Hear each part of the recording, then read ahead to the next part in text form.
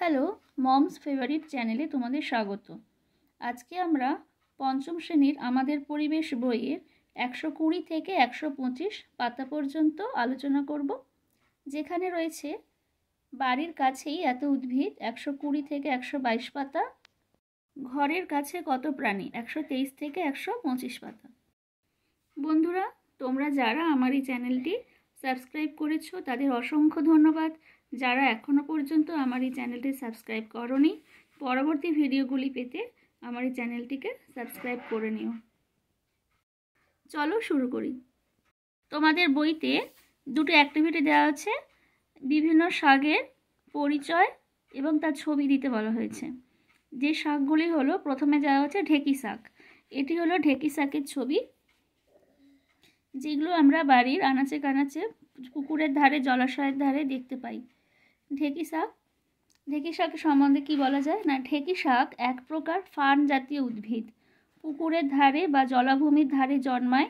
ঢেঁকি শাক লতানো গাছ, পাতাগুলি খাঁজকাটা। ঢেঁকি শাকে প্রচুর পরিমাণে vitamin A, vitamin C, magnesium, potassium থাকে, যা আমাদের শরীরের পক্ষে উপকারী।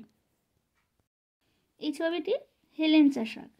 হেলেঞ্চা শাকের কোথায় জন্মায়, কি উপকারিতা না, হেলেঞ্চা শাক জলে জন্মায়। এই শাকের কাণ্ডে সাদা সাদা শুঁয়ো থাকে, হলুদ সাদা ফুল হয়। হেলেঞ্চা শাক খেতে একটু তেতো।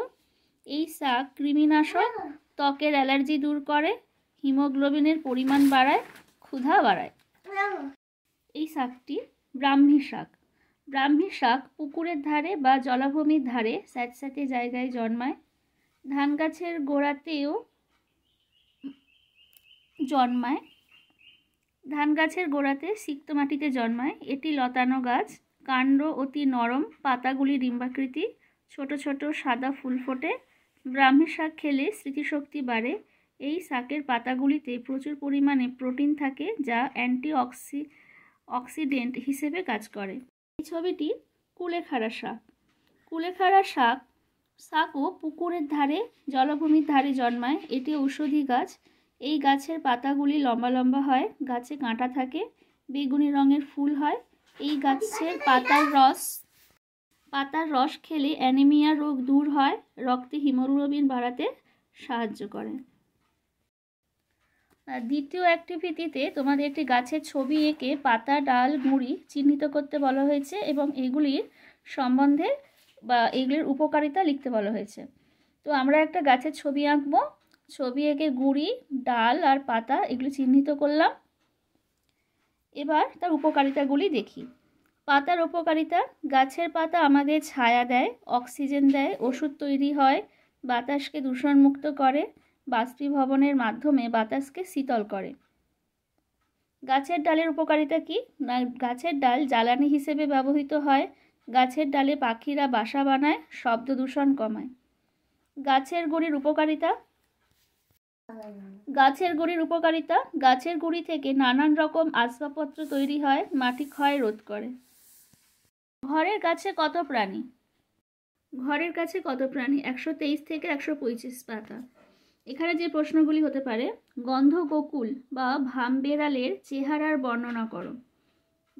গন্ধগোকুল বা ভামবেড়াল দেখতে কেমন না, বড় হুলো বেড়ালের মতো দেখতে, রং কালো, মুখটা কুকুরের মতো সরু, লেজটা লম্বা আর লোমশ।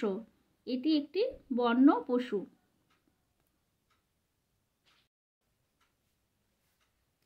পিঁপড়ে আমরা পুষি না, তবু ওরা ঘর বাড়িতেই থাকে।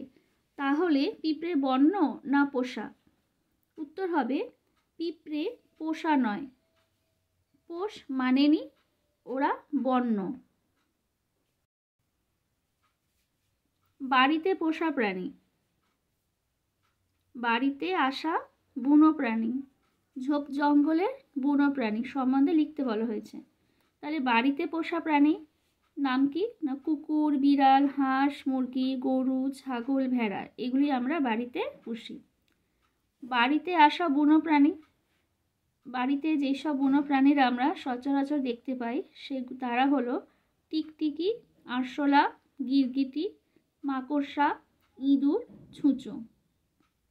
আর ঝোপ জঙ্গলের বুনো প্রাণী হলো গিরগিটি, মাকড়সা, সাপ। বন্ধুরা, আমার এই চ্যানেলটি যদি তোমাদের ভালো লেগে থাকে তাহলে অবশ্যই সাবস্ক্রাইব, লাইক এবং শেয়ার করো। ধন্যবাদ।